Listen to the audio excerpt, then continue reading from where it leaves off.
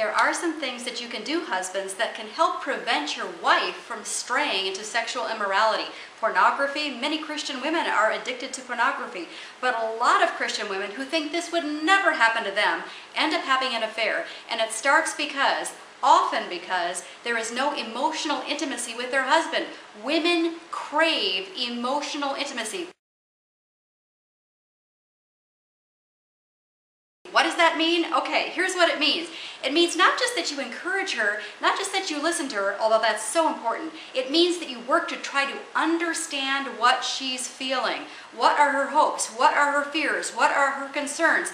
Work to understand how she feels. Have a zero tolerance policy. I mean zero tolerance policy for your wife spending time alone with another man. This means that you have boundaries set up ahead of time, that you've established the boundaries ahead of time, that you've talked about it with your wife, that she knows we don't have coffee with a coworker alone, even if it's in a public place, because that emotional bonding can occur.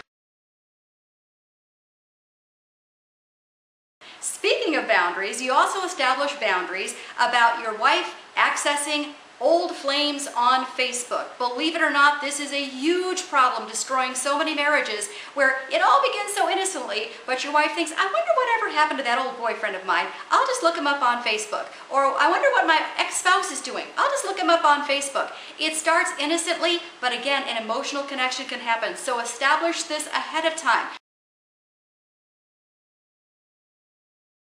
And if you sense that your wife is giving you the silent treatment, or there's just kind of a wall that's being built up, you're just not connecting emotionally, do some gentle probing as to why that is. Because if your wife is upset about something and she does not discuss this with you and you're not discovering what it is, let me tell you, resentment starts to build, bitterness starts to build, and that can create an impenetrable wall in your marriage where she starts looking elsewhere for what she really needs in terms of emotional intimacy.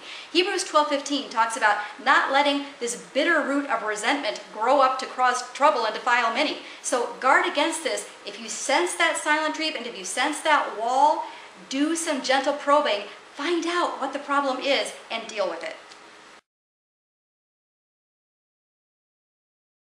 Here's something that's not really all that hard to do.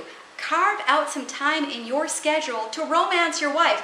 And if you're not really into romance, at least carve out time to just have fun with her. If you're laughing with your wife regularly, if you're having fun, if you're creating some memories together of goofy, silly things or whatever, that builds emotional connection, emotional intimacy. She'll be less likely to stray.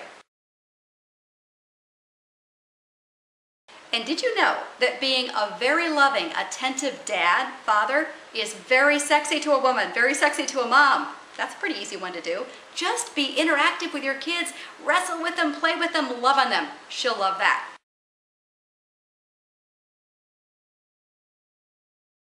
I know this one might sound kind of strange, but sit down with your wife and talk to her about reading romance novels and watching romantic comedies. These things, they're not automatically harmful, but what they can subtly do is tell your wife that you don't quite measure up to what she's reading in the books, even if they're Christian romance novels. I mean, these guys are always perfect in every way. And the romance movies and romantic comedies, they portray men in a certain way, and they almost make it seem like the forbidden fruit. You know, the one that you're engaged to really isn't the one you want. You want the other one. That the other man is perfect for you. These things can subtly creep in and start affecting your wife. So sit down and proactively talk to her. If she is one that likes to watch romantic comedies all the time, soap operas, wants to read romance novels all the time, just sit down with her and talk to her about this proactively. And last but not least, if you haven't yet done Gary Chapman's love language assessment, do it. You can go online, Google it, you can find some free sites that'll let you do that test for free. Go ahead and do that and find out what your love language is and what your wife's love language is.